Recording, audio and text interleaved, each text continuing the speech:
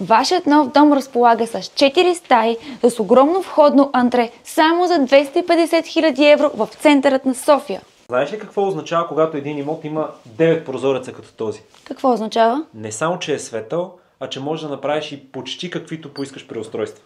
Така ли? Дай ми една идея за този апартамент. Ето ти няколко. Първо имаме такава голяма стая, която ти дава възможност да я направиш дневна с кухненски бокс, както в момента предпочитат младите семейства. А втория вариант, какъвто консервативен човек като мен би направил бих отделил тази стая, в която си намираме в момента, да си остане спалня, а другата част да стане дневна с собствена кухня, така няма да правим тежки технически преустройства, каквито са местенето на ВИК, на елоинсталация и кухня, защото тук имаме хубава кухня, която вече е направена и е инвестирано страшно много в нея.